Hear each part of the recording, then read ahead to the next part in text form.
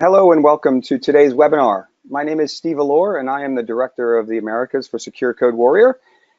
And I'm joined here by Russ Wolf, who is the Dean of Cybersecurity for Capital One. Today's topic is why financial institutions are leading the charge to upskill their developers in secure coding. Russ, welcome to the webinar. Wondering if you could do us all a favor and briefly introduce yourself. Sure, Steve, appreciate it. Just for a bit of clarification, because Dean of Cybersecurity is probably a interesting sounding title to a lot of people.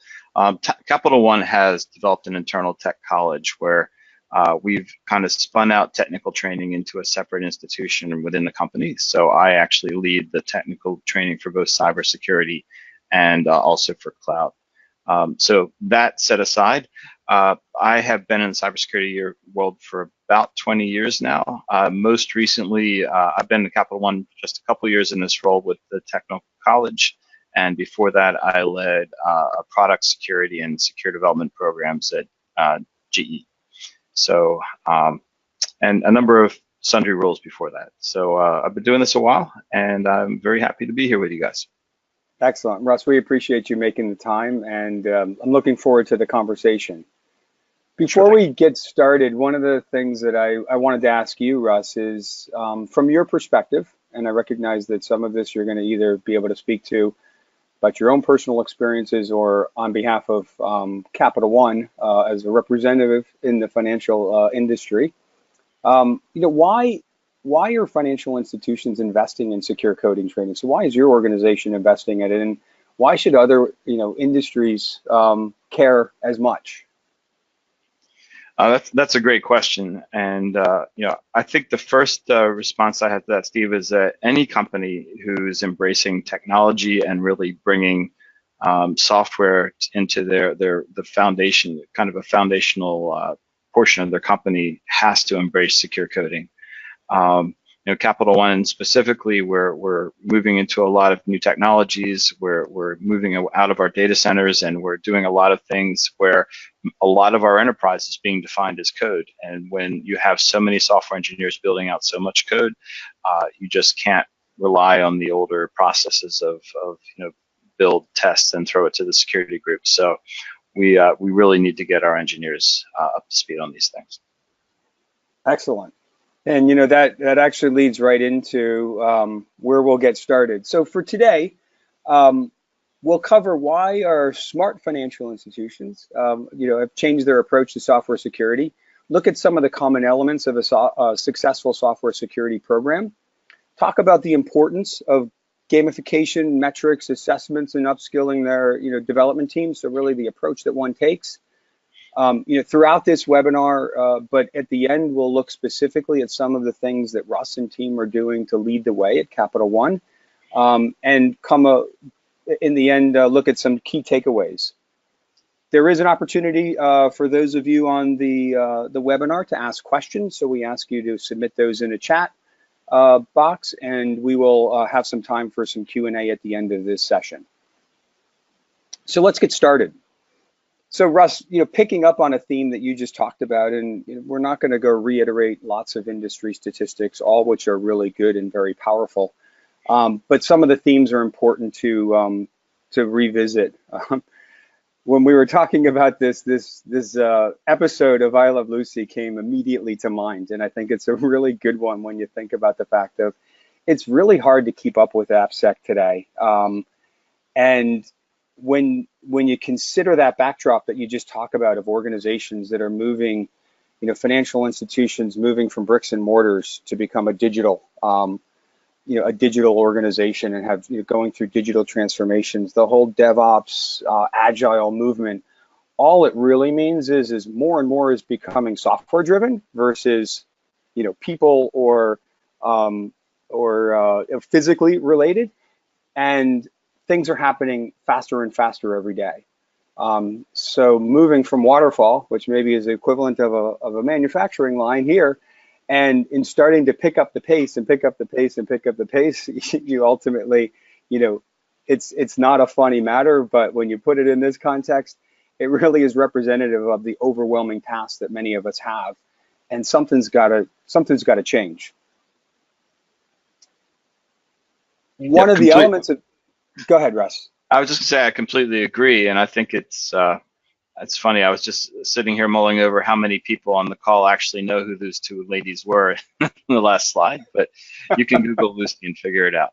But no, all very true points. And realize that it was actually aired in black and white. That was thinking Uh, that too, but I was a good point. So, so one of the other elements here, right, is there's constant pressure to protect against these increasing attacks and vulnerabilities.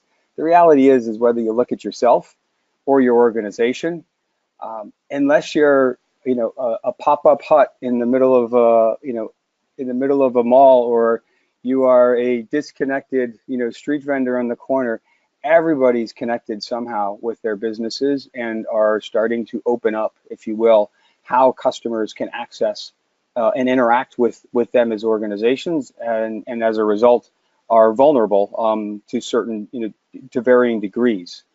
So the reality is that security teams are not getting any bigger.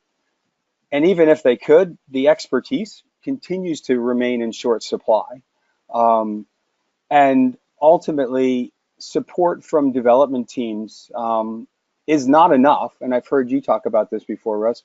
Is just not enough to attack the problem. And if the ratio is, one security person to 100 developers, 200 developers, 300 developers, it really doesn't matter. It just makes it, exponentially worse. But the ratios are such that security is part of helping enabling an organization, but can't ultimately be the solution to make this problem less impactful within a company. Would you agree, Russ? Yeah, I completely agree. And I've watched this challenge be attacked from a lot of different angles over the years where, we were trying to keep up, with the 15, 20,000 software engineers and all the code that they were churning out. And, you not only have to consider what they're building, you have to consider what they've already built and that pile of technical debt behind them. And so often when a security team will come in and start interacting with the development team, and they look at this pile of software that's sitting, already done in production. They find a number of challenges there, and then they turn around and they look at what they're producing, and they find more and more vulnerabilities are being thrown into the mix. Sometimes it's very daunting for engineering teams to even know where to begin. But all these problems are exacerbated by just the increasing speed that we talked about earlier, how software is becoming more and more ubiquitous in every area of business, and becoming so much more important to the overall business mission. Good point. And when we look at that a little bit differently, right? We talk sometimes here about companies being victims of the security knowledge black hole. And the reality is that your organization, Russ, most organizations are investing significantly in trying to react and detect where these problems exist within application security. Many companies are doing pen testing, variety of different techniques in application scanning to find the issues, right? The security experts within that organization are triaging and prioritizing those issues, for remediation. Ultimately, the developers are required to go fix the problem, which we hope they do. But we're in a break fix mode, so if it's fixed, it's out of sight, out of mind, and that knowledge really disappears into a black hole. Is this a fairly representative scenario that happens within your organization or companies that you work for in the past, Russ? Definitely, and I think where this really grew from is traditionally way back in days of yore, when the internet was young, et cetera. People would write software and they would think about security while they were writing their software, at least many would, or build systems and they would think about that system's security. But as we grew and became more compartmentalized, and just the whole structure of technology organizations, exploded basically. Things got very, very siloed in roles, and security peeled out and kind of started to become their own team. So then, teams, whether they were actually writing software or even just building out systems, you have the same things happen. So a team would throw together an operating system, put a server, put it out there, and then a security team would come and harden it, right? Or the software engineering team would build out an application. They would send it over to the security group to test it. They'd get it back with a bunch of red marks and instructions on how to fix it. They never really considered the things that they were doing to get the software to the bad place to begin with. They just said, oh, now I got to fix this, and they would fix it dutifully and move on. And the knowledge, if it was even there at all, if it was there, and when it's there, it really disappears in a black hole, because they're just doing rote fixes. Man, basically cut. Sometimes even from some of the static analyzers, you get, this is what you need to cut and paste in here to do the fix, and they really don't understand the root cause of how it occurred to begin with. Right. It's interesting. I was actually thinking about a presentation I attended where Tahir Algamal, who was one of the early pioneers in helping us, move to the internet and creating some of the first generation, protocols like SSL and that. And he made a statement that was very insightful, which was, we never really designed the internet to do what it's doing today. It wasn't an intentional decision where, when it was established, as it started to expand, that all of those concepts and principles contemplated where we've come to today, which really means that we have to do things differently. And to your point, people become a piece of that solution, right? Where it's not just throwing technology at it; it's really about understanding the people dimension and how that can become part of your ultimate solution. So Russ, can you speak a little bit today, about what you've seen as far as the people challenge when it relates to application security in the development community within the typical organization or those that you've worked for? Sure. And all these points really are I think, attitudes, and none of this was done in a malevolent way. It was just, these all grew out of that dichotomy that I spoke of earlier, that security was over on one side and the software engineering teams were the other, where software engineering teams, they get paid to produce features and get them out the door quickly. Security was often seen as something that was an impediment to that. So it was always given kind of the second fiddle. You have the idea that security is somebody else's job, right? That I can just do this and the security folks will fix it. There's concerns that that just the whole oversight of security is impeding their application development cycles, and that they don't understand, since nothing has happened up to this point, what's everybody so worried about? And then kind of the worst place you can get to is just treating security as a compliance checkbox, and that can happen on both sides of the equation, right? So the engineering team can treat it that way, and candidly, a lot of I'll say less. What's a kind word I can use? Less informed, I'll say, security organizations, will treat this as a check the box as well, and that really doesn't do much of anything except provide window dressing.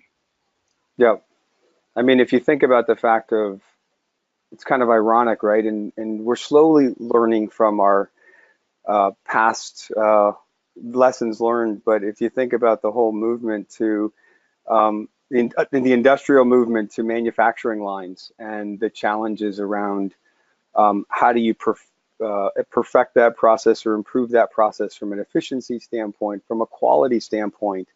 That whole quality movement drove and shaped a lot of thinking along the way, recognizing that that was an important aspect to getting it right the first time, because the cost of quality, you get that car off the end of a manufacturing line, to rework that down the road is really, really expensive.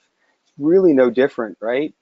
In the software world, and whether you're in a waterfall methodology or have already made the shift and you're in DevOps and Agile, you have to get it right the first time. And I think one of the things that you've reiterated to me, Russ, is the quality of the software as it relates to the security of that software and the secureness of that software is really needs to become the new standard. And it's almost as if secure quality is the next wave of quality movement that really has to get driven across the industry. and just become a baseline expectation. Because if it does all the magical things that you need it to do functionally, but it can be easily overtaken or exploited, then ultimately it's not achieving the purpose that you need it to achieve. Yep, that's correct. And I think really, if you think about it from a foundational sense, I mean, security is wrapped up in reliability, right? So and reliability is obviously a core tenet of quality. And security organizations exist so the owners and stakeholders and investors in a business can have some semblance of reliance that that business is not going to disappear or end up in the headlines and have their stock price sink. So security is very much, part of that whole reliability and resilience equation. And it's been shifted aside for a long time, but I think it's really coming home to roost in a lot of cases, and people are seeing that it's really a core component to their overall business viability.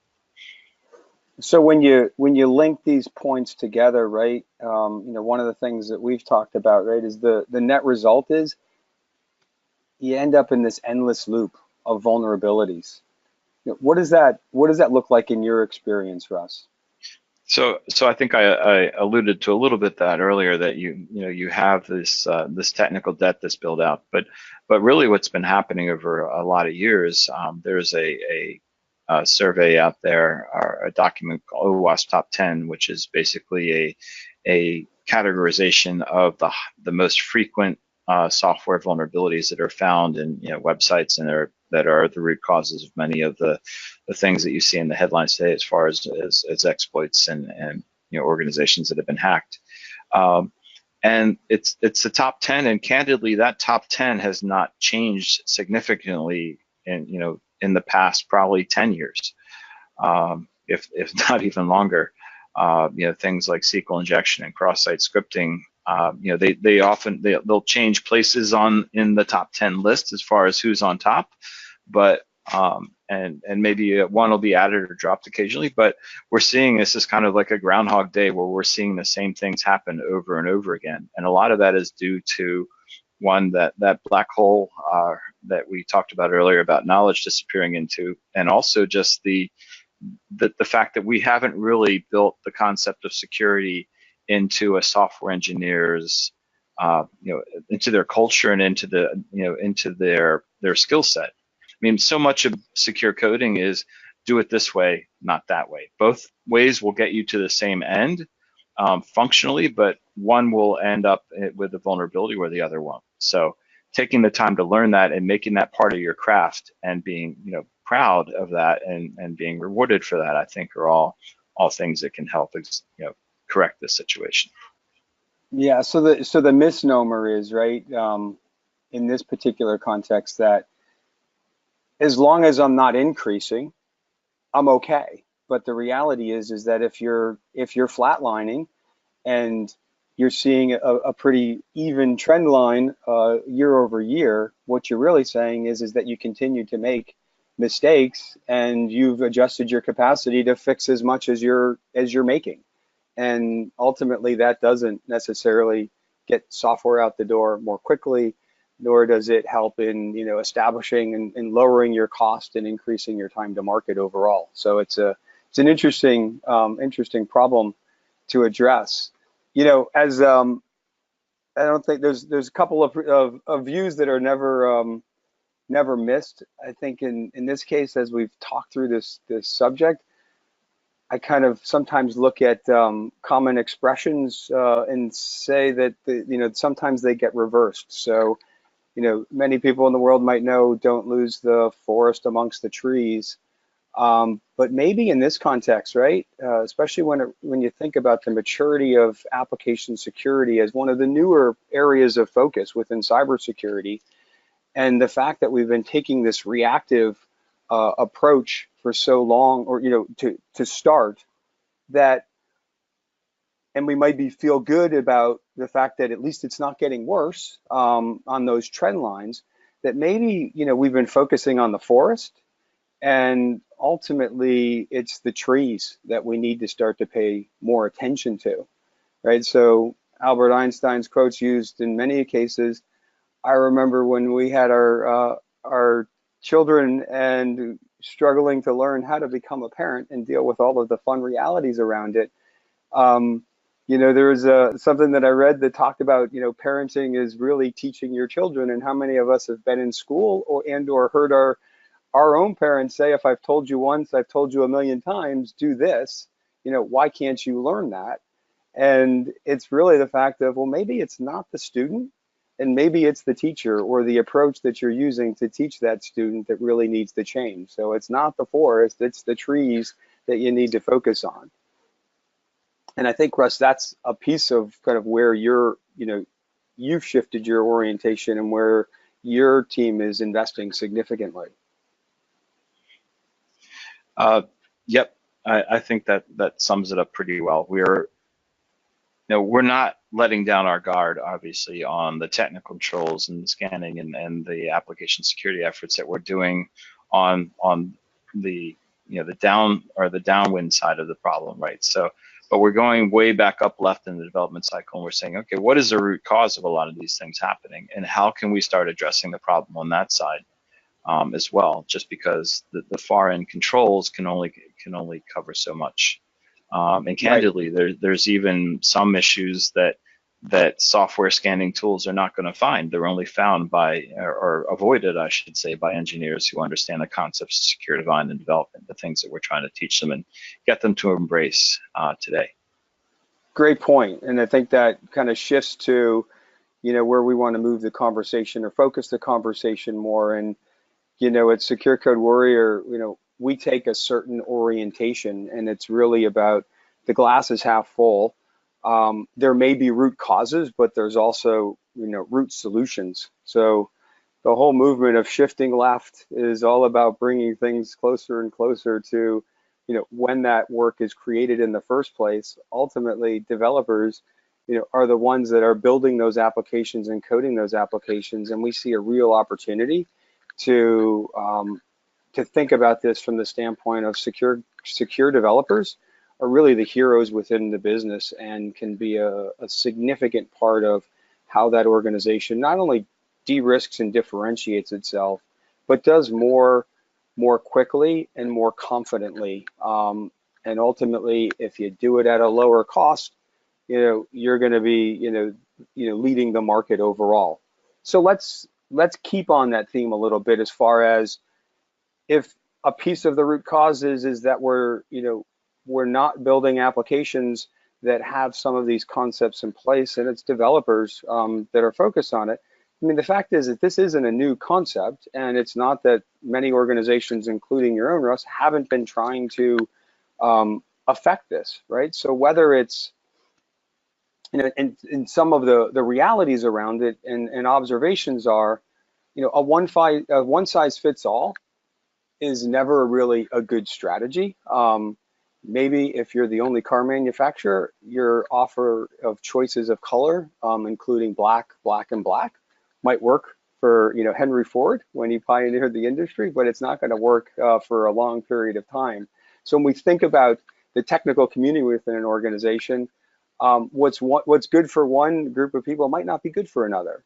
And the approaches that we hear from customers and the words that are used, right, is it's a passive experience. Our developers are complaining of being bored. It's a check the box, requirement because it's focused on compliance, which isn't necessarily an outcome. It's just an event, right? So as you think about some of the techniques that we've been taking, is it the student or the approach that needs to change, Russ?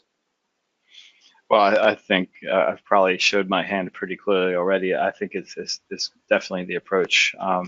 We've, I've been, sadly to say, I've kind of been party to some of these approaches in the past where, you figure if you beat people over the head long enough, they'll change. So beating people over the head with long video like CBT type training or just a lot of theory, and it has not worked well. Um, we've had training that we've put out and past experiences. I won't, not speaking of current company, but that really, you know, taught this wide range of things that really didn't, these developers didn't care about, right? And it didn't speak to them in a language because it wasn't really referencing source code directly. It was just, again, talking about a lot of theory. Um, and you know, we've made it mandatory, put them into classrooms, taking them out of their day jobs for, you know, one day at a time for a year, or, you know, we've negotiated down how many hours they would spend with their managers, which is another place that we had a lot of friction. Is, you know, we were coming in as the organization saying, thou shalt, you know, make all your developers do this training, and it wasn't really the way to go about getting people to embrace and actually um, take on and use a different set of knowledge. Yeah, you know, that's interesting because, you know, if anything, I think that application security teams should be applauded for the efforts that they're trying to implore within their organizations and the change that they're trying to drive, because you really have two realities. One is you're trying to teach and help the organization understand something about a topic that they might not quite understand if it ties into, you know, is it the new quality of the product, right? What's the relationship between security and me building a feature-rich application? And when you add on top of that, that it is something that has to be taught and has to be embraced and learned within an organization, that how many things has any company actually rolled out to teach, you know, their development organization in mass about how to do something, right? It's an organization, it's people that are very creative, you know, very problem solving oriented, inquisitive, but they learn the principles and concepts in school. Maybe there's some good classes here or there along the way, but it's usually word of mouth or on their own or trial and error and on the job. And today, I think that's an interesting thing to focus on, right? Because if ultimately it's the approach that needs to change and it's not the students, then you really have to understand more about that student and what makes them thrive, and how are they oriented and what's most effective to teach them. And quite frankly, it's a hard thing to do because the industry hasn't necessarily nailed it either. When you ask a developer, how did you learn how to do the most interesting or meaningful things that they know how to do, their first answer is not going to be from this great course. It's the exceptional answer. I learned it by figuring it out. I learned it from a colleague of mine. You know, I maybe learned it from my organization because we have this expertise and that's part of our secret sauce. And that's a hard thing to go scale when you have the thousands of developers, you know, in an organization like yours that all speak different languages. But those languages are anywhere from, you know, Java Enterprise to Node.js to Go, etc. And they're spread out across the world and working on lots of things that are hard for anyone to get their hands around, let alone a group that's outside of that trying to affect change. Russ, when you think about that, what elements do you look at, or where do you think that we can have the biggest impact on trying to help developers, you know, close this gap overall? And you know, I think, what it really, I mean, what do companies, you know, let me just continue the question because I know you've got, you know, a framework to talk about, but you know, what do companies really need to do to succeed in delivering effective software security training within their organization? so there's a lot of different angles that you could approach that question from, and there's a handy slide here that I think we could reference. But setting all, you know, I think a lot of these are kind of self-evident as far as how you engage people in general to want to bring something on. But I'll just, before I dig into these, I'll go into just the overall strategy, which I think is to get software engineers to believe that writing software securely is part of their trade craft, and that it's kind of an egregious thing that they weren't taught this in their very first Java course when they were in college. But the truth of it is that these things aren't taught even today. When I walk into rooms of brand new, college hires who've just come out of the most university, the top universities in the country, and I ask them, raise your hand if you talked about security in any of your courses. Very, very few of them will raise their hand. So getting, it's kind of this new thing that's like, hey, you mean I'm supposed to be doing something different? So how do we get the hook in? How do we get people to kind of accept this kind of new information?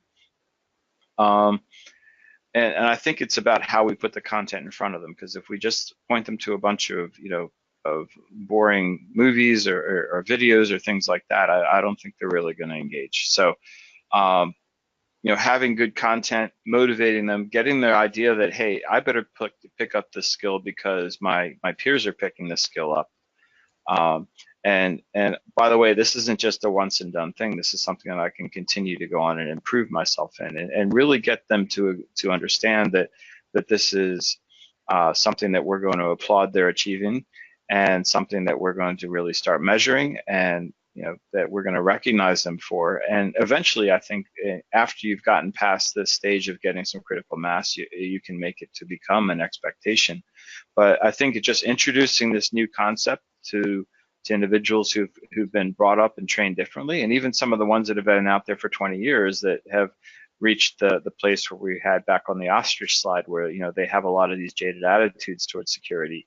I think bringing it to them in a fresh and interesting and engaging way is really the key to getting them to pick this up and actually run with it. And ultimately, we agree, and it's a reason why we're business partners today, and we've got the fortunate opportunity to have come to know you and work closely with your team, because our whole approach is, or our philosophy is approach matters. Developers, the industry hasn't really created a good standard yet or precedence on creating an expectation, to your point, right? So software engineering has not yet matured to where mechanical engineering or other engineering disciplines are, where there's more standards and expectations that help create a structure to work within. But it's moving in that direction. But ultimately, if the developer is left and is ultimately part of your manufacturing process to go, create your digital products and entities that your customers, consume and interact with you through, then you have to come up with an approach that engages them in that. And we think, because of the fact that there is this chasm that exists in understanding of, is it really my role or not, and why are we doing this, that making it fun, making it engaging, and really trying to replicate to the best of your ability that experiential learning process, and really pick up on that theme overall, ultimately helps not just impart knowledge, which is a good starting point, but really build a skill. Because in the end of the day, success is when a developer writes a line of code that otherwise could be written incorrectly and create a potential vulnerability that could be exploited, and they don't, because they know that taking this technique will prevent that from happening. And that's how we code correctly in our organization or as an individual. So having an engaging approach that moves beyond checking the box, and from our standpoint, having the tools available to engage in different learning styles to keep secure coding top of mind, because it's not something you just learn and put away. Yeah, if you're not practicing it every day, you're forgetting it. So ultimately, it's about helping change that culture and change that behavior, and really providing a resource to your organization to help them all become better overall, which is a really nice transition to taking a closer look, Russ, at what you've done at Capital One and kind of the program and journey you're on, because it's all about taking that longer term approach and thinking about, how does tomorrow and next year and 5 years from now become a more and more confident and secure world within Capital One. So can we shift gears now and take a look at what that looks like within your organization? Sure, happy to. So the CSSE is basically a internal certification that we've developed in Tech College that has as one of its I'll say one of the legs of the stool as far as the certification goes. We use the Secure Code Warrior product as kind of the anchor for the certification. The CSSE, that stands for Certified Secure Software Engineer. When I first came to Capital One a couple of years ago to build Tech College, one of the first conversations I had was with the CISO of the company, because I came in to basically lead cybersecurity training for the company. And I'm not speaking of the cyber training that, the annual thing, don't click this type training that you get, but we're talking about training for our cyber organization, which is sizable, and for our tech organization. In the skills that I was alluding to earlier, what are the things they need to do in their jobs when they're building out cloud structures, infrastructure, or building code, or both? What do they need to know? And when we sat down, I was like, well, we have this great new entity called Tech College. I'm going to have, the resources to start really focusing on this work. Where's the biggest bang for the buck here? And in a few minutes conversation, we both came to the software engineering organization, which obviously dwarfed even, the rest of the tech organization. I think we have more software engineers than most any other tech job in the company. So that was what started us down this road. And having just come from, a number of years at a different company, trying to build and take different approaches, some of that we were bashing on a slide a couple slides back, to get software engineers to take this, get this idea of learning how to code securely, I wanted to look for a fresh start and a fresh approach, and maybe something that we could use to impart this knowledge in a better and more effective way. And so in that research, I came across Secure Code Warrior, which was just starting out, and had some conversations, and here we are. But we decided that we needed to go even further than that, because having a cool tool, it has a lot of the functionality and features and capabilities that Code Warrior does, was a great starting point. But we knew if we just put it out there on its own, without having more of a backplane of a program around it and starting to build a bit of a culture around it, that it might be cool for a while, but it may indeed fade over time in people's interests. So we decided to build a certification. And basically what that meant was we would have a model that would be have an entry level and then additional tiers that we'll look at in a second here, that would use tools like Secure Code Warrior and other methods that we're using to use actual source code for people to review, do code reviews, and actually look at the stuff they're working with every day, instead of just listening to a talking head theorize about why you should parameterize your queries and things like that. We wanted to make sure that this training included both industry knowledge and things that were specific to our own organization, as far as processes and practices that we did in securing code. And we wanted to make sure that this wasn't a once and done thing. We wanted to make sure we build it in a multi-tiered fashion and have some other things that we're doing to make sure that it's encouraging people to kind of stay engaged, so they keep that knowledge fresh, as Steve was alluding to a moment ago. So we have it in 3 tiers. Basically, we have the associate. We kind of stole shamelessly from the Amazon Web Services tiering, but that's okay. I don't think they mind. It seemed appropriate. So in any case, we have an associate certification, which is basically entry level.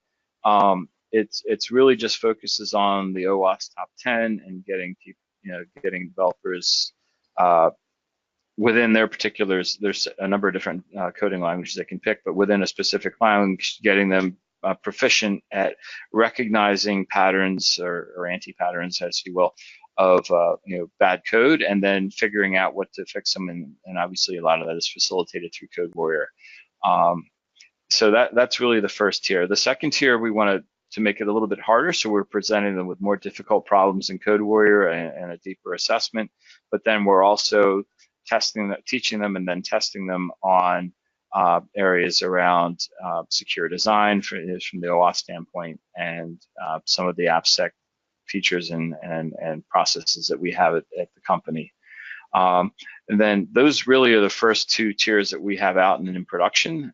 We're now working on our third, our specialty tier, which will probably continue to evolve over the next year, or beyond, I'm sure, where these are the people that you may want to refer to eventually as security champions in your company, or the individuals who are going and differentiating themselves or moving into a specific, especially like threat modeling, for example, which seems to be experiencing a renaissance right now, or people that specialize in leveraging and interpreting static and dynamic analysis tools, so those types of things. And it's just really where the imagination takes us as far as where people could specialize to have key roles within our software organization. Yeah, and one of the things that I've observed, Russ, which I get the opportunity to talk to many of your peers in the financial services industry, as well as lots of others across technology, telecom, healthcare, airline industries, and I think ultimately what you're laying out here, right, is really leading edge and industry leading as it relates to the topic of how do I start to institutionalize and build a program where I can start to raise the tide and expectations and skills of a very important part of our organization, to complement others that other ways that you're doing that with the broader organization, and then start to look at specialization above and beyond that, because we see sometimes organizations not really knowing where to start, and they start in immediately thinking about the speciality. But the reality is that you've got, whether you have hundreds of developers or thousands of developers, if you can positively start to change the culture and behavior and achieve, whether you have the actual badge or not, but moving people to achieve that associate level know-how, that all of a sudden you're really arming your development team to start to avoid making the mistakes that are part of that flat line, which is really a best case scenario in many companies. And that actually becomes a decreasing trend line over time, which is ultimately where companies get more secure and start to do more and more quickly, more confidently. So I congratulate you and your team on the forward-looking approach that you're taking. Thanks, I appreciate that, and you guys have been great partners along the way, I should say. I think the last piece I really want to key in on here is incentive and recognition, and this kind of ties back to a couple slides back. Is how are we making this? How are we treating this differently from the ways we did training before? And everybody thinks when they go into, they're going to go spend their time on something, it's going to be what's in it for me, right? What do I get out of this, whether it's something tangible or intangible? And we really wanted the developers to see a benefit here for what they were doing and embrace it, as opposed to just feel like they were being compelled to go have something basically crammed down their throat that they didn't care about, nor did they really have time to deal with. So as it is, we made sure that this program was not mandatory. People are not being voluntold to do this. We're certainly promoting it among their leadership and having them talk about it, but where nobody is being compelled to do this, and we felt that was really important. That maybe that'll change down the road when this becomes part of the culture, but we wanted this to be embraced as something that people wanted to do instead of something that they felt like they had to do. And we're really recognizing people for that, for taking that step. And we have an internal web page where they can go, as soon as they get certified, they can go click on that web page. They can see their name up there. They can go over and they can generate this. You see this certificate over to the right. That certificate has some rather important signatures on it. It has the CISO of the company, who is senior vice president, very important person in the company, and we also have the signature of another senior vice president who runs all of what we call our engineering excellence program. So the entire very, very visible people in the organization have endorsed this, which I think is important for them. We've also built out you can see the little stones. So those are actual stickers that they can get and put on their laptops, and they represent different levels of certification. We have T-shirts. I was hoping I could find a quick picture of one for the slides, but didn't get it in time. I apologize for that. But we have some really cool T-shirts that were built by our design team that align to the certification, or I should say represent that. We're also holding tournaments. Obviously, I think everyone knows or should know that the Code Warrior platform has a way to hold tournaments, and we're taking advantage of that. And we're putting out some pretty cool prizes out there and making things like invitational only tournaments. Like you can't be in this tournament unless you actually have achieved the first level of your CSSE, or maybe even one for those who have gone and gotten the second tier certification of the professional level, and making it harder, making these things that people feel like they have to work to attain. And really, I guess the other side is maybe a little bit more coercive, but we're not, I should say this, we're communicating pretty clearly that, doing these things are certainly ways to differentiate yourself from your peers. So obviously that's going to get a lot more people, jumping on the bandwagon.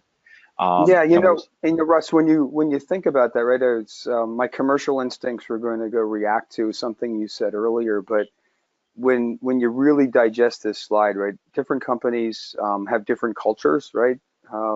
Many describe, that they rather have a carrot incentive than have to use a stick, but there are some organizations that take direction better than others, and that's how you get things done. But when you talk about this being voluntary, the piece that makes it increasingly successful and why it will scale is because you've invested in the incentives and recognition. And this is something that when individuals achieve it, it's a badge of honor. And it's a badge of honor that's recognized at the highest levels of your organization. And that becomes a really important driver, right? So sometimes things that are mandatory become a baseline expectation and gets built into to the goals. Maybe some organizations aren't ready yet to put a measurement on that outside of time or maybe content, so that you're refreshing your knowledge and skill of the OWASP top 10 on a frequent basis. But ultimately, the incentives and recognitions, which we're seeing more and more in every facet of our personal lives and professional lives, that you can earn a badge for doing anything. But it's not a badge like our children have been succumbed to, that just by participating, but by doing things that ultimately are moving towards achieving that desired outcome. And in your regards, I think the leverage that you have is not just the investment that the organization has made in Tech College and your particular cyber organization, or within that, or discipline within that, but the recognitions that if you achieve this, it is noteworthy and it is recognized, and that's pulling others along into that process overall. Yep, totally. And So I a lot think of the questions that we get, Russ, is, so how do you measure success? And how do you know when you're being successful? So for you to get this program off the ground, and as you think about that from a metrics and tracking standpoint, where are you today, and kind of how do you see that evolving as you continue to move forward? again, a great question, and this is something that we've been thinking about really from day one. And I think our most important metric, at least for this first year, we're not even a year into this effort yet. Really more about like 6 months or so, candidly. We're really just concerned about, are people actually embracing this and taking the training and going for the certifications, and is it getting traction among the development organizations using this kind of passive method that we're using? And I can say, give it pretty much a resounding yes. And there's an interesting phenomenon that's starting to happen that I think really gives testament to that, which is this was a kind of online, do it all on your own type training that people would go study for a few days and work in the training ground, and then they would go take their test. We've had more recently some requests like, hey, can you come out and do a quick prep class for us to help us get ready for this? Kind of, some people would call it hand holding, but others just like the ability to go away and sit in a room and focus on this with some peers, and they seem to learn better that way. But in any case, so we agreed to do one of these type training sessions, and it was pretty successful. So we put a few others out there, and they filled up in like 25 minutes. And so suddenly we had like, well, we have more demand than we have people. So we put out to some of the people who had gotten a professional certification, hey, do you have any interest here? And we've had an overwhelming response of people who have gone and gotten their certification that want to come back and teach and basically proctor or teach the class to help others get the certification. So it's really is starting to grow there, and we're getting more and more people calling us in and saying, hey, we'd like to teach this to our organization. Can you either have an instructor, or can one of our people go and do it? So the fact that that's starting to happen is really, I think, a testament that we're getting that uptake that we're hoping for. The second side of this is the effectiveness parameter, and that's basically, I consider that a much, much longer putt, and actually it's probably a couple runs down a couple four-ways, or fairways, that is. But that really speaks to trends organizationally that we're going to have to look at over time. Obviously, we, like most organizations, we collect data, we do scans, we look at numbers of vulnerabilities. We've had some early conversations with our cyber organization about doing those types of correlations, but I think we're not embedded enough across the entire software engineering organization to really even start that kind of an experiment. And also it's always going to be somewhat suspect, because you're going to be using questionable baselines many times, and software engineers move around a lot. But we're hoping that over time we're going to be able to see and demonstrate. Well, I think we're going to know it's happening, but we'll be able to demonstrate that we're seeing a downward trend, at least in the most common vulnerabilities that we're seeing. Right, which really reinforces your whole philosophy, and it's back with lots of experience, that this is not an event you're driving towards. This is a process, and that process has, there's indicators down the road that that you're gaining on it. And ultimately, as I listen to you and I think about what you've architected that works for your organization, is you're ultimately lighting some of those fires, those pilot fires, and at a certain point, they're gonna converge and start to really take effect and grow, very fast and quickly across the organization in a positive way. So I congratulate you for taking the measured approach along the way. Maybe the last point to touch on, Russ, before we summarize here, in the context of this slide, which I know is a little bit outdated. Can you talk a little bit about what you've observed as you've rolled this program out, as it relates to maybe what you didn't observe in the more traditional approaches of CBTs and e-learning type of programs that you've rolled out? Yeah, this is funny. I keep this kind of as a souvenir slide. This is, I think, the very first week that we launched our program. We'd had the product in house for a while, but this is the first week, I think, that we launched our kind of certification and all that. And I just looked at these numbers. They're not astronomical by any stretch, but what I was thinking about is, in the past, we've had engineers, that they grumbled about taking 30 minutes worth of training in secure coding, and that they didn't have time for it. And here we have people that are averaging a couple average hour, couple hours per user, a lot of hours played overall, a lot of challenges played by each user, and none of this was happening when they were sitting there going through slides. They were probably multitasking, maybe taking a few screenshots so they could do the test at the end, and then going back to YouTube and forgetting about it. So I just thought that this was great. And one of the other comments that we got that I'll just throw in kind of as in closing is that more than one of the software engineers has come to us and said, I multitask through most of the corporate training that I do here. They said, there's no way in the world that you can multitask through this training. you have to pay attention, you have to stay engaged, and in order to be able to pass the assessment at the end, um, which I thought was really pretty cool too.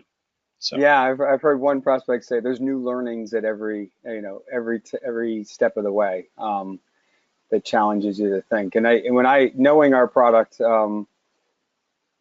as well as I do, when I look at that, 60 averages challenges played per active user, that even if that's over a little bit longer time period, what that really means is, one customer said it really neatly. He says, I have the opportunity to experience, or look at maybe one vulnerability a month, because that's, what maybe is found in my code, and someone's coming back and sitting side by side with me and teaching me about that one vulnerability. He mhm. said, with your platform, I've got the opportunity to see dozens and dozens and dozens of vulnerabilities in the context of real code in my particular, language and framework, to accelerate that learning. So that whole experiential learning process, without having to always be the one making the mistake yourself, but challenge you to think and make decisions and learn from those decisions along the way. So appreciate you sharing that. So Sure. from a that's my timer telling me, Russ, that we're almost up on time. Um, so let's take a look at some of the key takeaways here, because I think this has been a really interesting conversation along the way.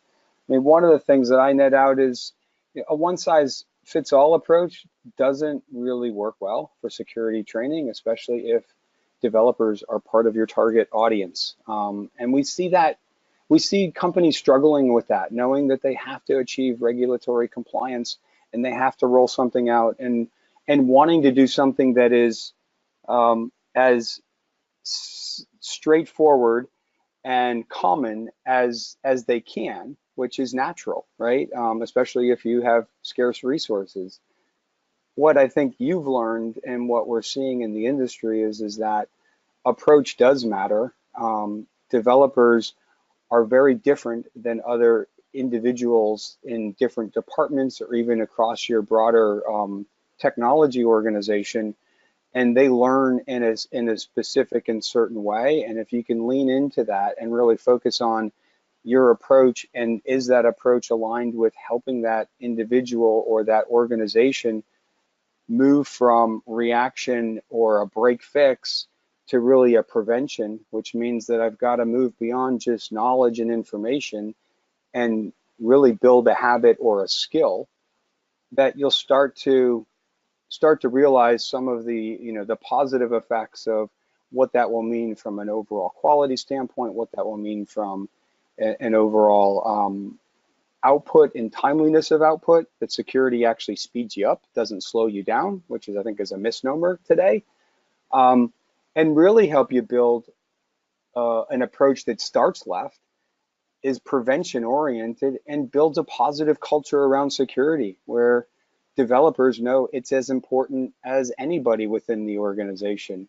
And if you can achieve that, and ultimately you kind of have to achieve that if you're ever going to move beyond the best case scenario of flatlining and continuing to recreate the issues of the past, but at least being able to keep it constant, and really move the organization forward. Which the financial, if the financial services industry is going through this digital transformation, then those that can do that not only the quickest but the most effectively, because of the added risks and realities of the data and the systems, and the role that you play within the industry, those are going to be the true winners in the end. And we think that there's ways that can really help approach that.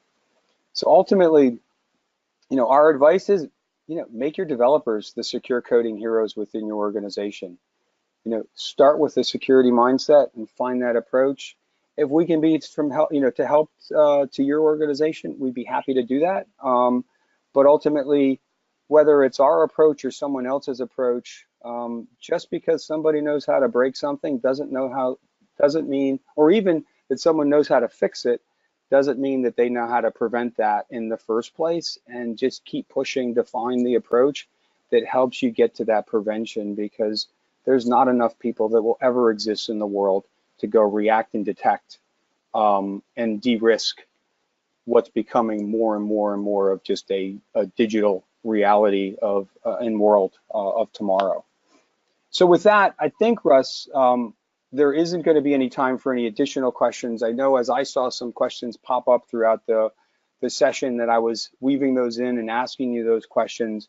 For anyone that has asked questions that we weren't able to get to today, we apologize for that, but we assure you that we will follow up in writing and give you responses to all of those questions. And we will make this presentation available to those that would like to view it afterwards. But Russ, I really want to take this opportunity to personally thank you. I've really enjoyed the opportunity to work with you since we first met in a year and a half ago now. I really do think that Capital One is really leading the industry and helping set kind of some standards as far as where we need to get to. I don't think that organizations should be intimidated if they're not there yet. But one of the things that you and I have talked about in the thread that's come up and even some of the questions is, compliance is not an outcome. And if anything, achieving compliance doesn't necessarily mean that you're any better or worse. It just means that you've achieved compliance.